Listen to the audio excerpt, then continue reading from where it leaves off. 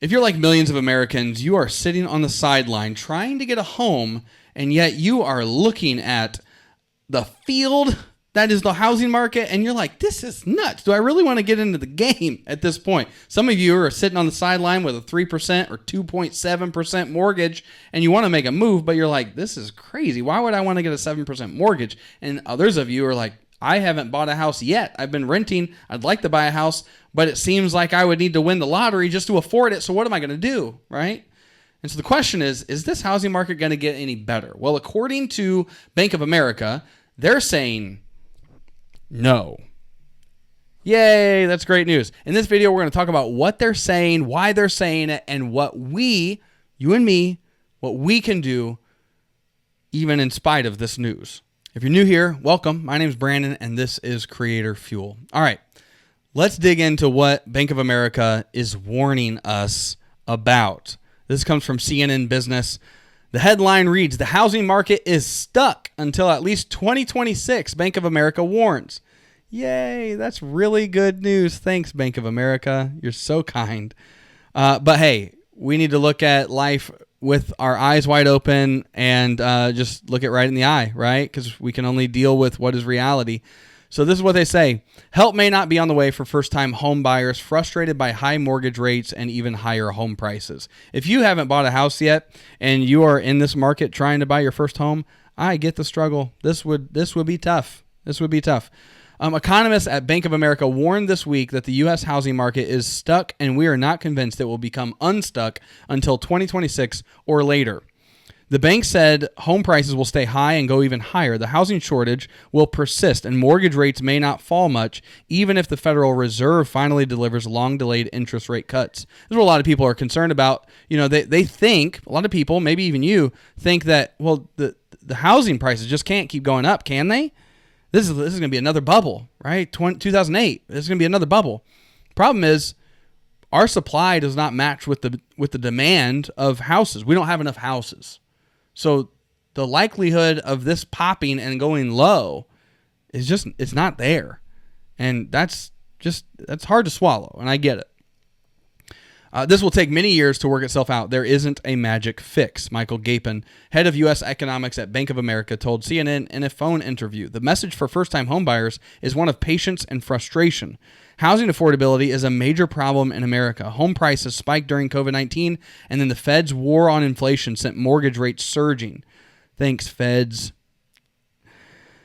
It's been a weird combination. Mortgage rates rose substantially, but so did home prices. That typically doesn't happen. The supply of homes simply cannot keep up with demand. Prices have had nowhere to go but up. The median price of a previously owned U.S. home climbed in May for the 11th month in a row to a record $419,300, up 6% from a year earlier. Bank of America expects home prices will climb by 4.5% this year and then by another 5% in 2025 before eventually dipping by 0.5% in 2026. Okay. Here's the thing. Waiting to buy for prices to go down is only going to cost you more, right? The buying power of the dollar is more today than it will be tomorrow. And the price that you can buy a home for today will likely be less than what it will be tomorrow because prices continue to go up. If you want to bank on them going down and overcoming the surge that it's had over the last few years, you're waiting for something that just won't happen. Except for maybe the whole system falling down, and then it doesn't matter how much stuff costs. Lock-in effect could persist for 8 years. One major problem hurting supply is the lock-in effect. Hey, what do we need to have prices go down for houses? Well, we need more houses. What do we need for that? Well, more people building houses. Well, what do they need for that? Well, a lot of people need a loan. So where do you go for that? Well, you go to the bank. Well, what are the bank rates? This is a whole circle, y'all. People who already own their home are effectively locked into their property after refinancing or getting a mortgage during the pandemic when ultra-low rates were available. Buying now at current rates would require them to pay hundreds of dollars or more per month on interest alone. Plus, home prices have gone up. For many, it just doesn't make sense to move. And because those homeowners are not moving, the supply of existing homes on the market is limited. Why would I sell unless I have to, said Gapin. Prices have gone up and the mortgage rate is a lot higher, so I'm content to stay where I am.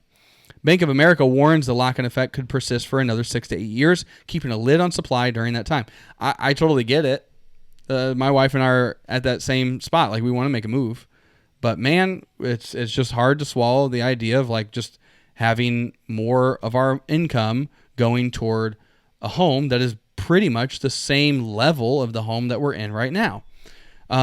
So, yeah, it goes on. That's because the mortgage rate of people who already own is historically low, and the rate for new buyers is elevated. Bank of America doesn't think that gap will shrink much for years. This problem helps explain why pending home sales fell in May to a record low. According to data released on Thursday, pending sales tracked by the National Association of Realtors since 2001 are a forward-looking gauge of home sales that measure contract signings. They can't take their mortgage rate with them. David Liniger, who co-founded real estate giant RE/MAX with his wife in 1973, said the lock-in effect means people who want to size up to a bigger home can't, and the next generation can't even get their foot in the door for a starter property.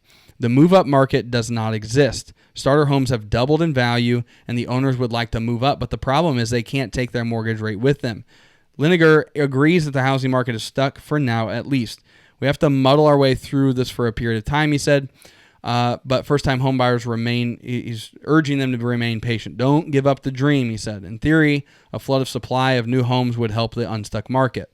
However, Bank of America expects housing starts, which is a measure of newly constructed homes, to remain flat for the coming years. And housing starts have still not recovered from the bursting of the housing bubble in the mid-2000s.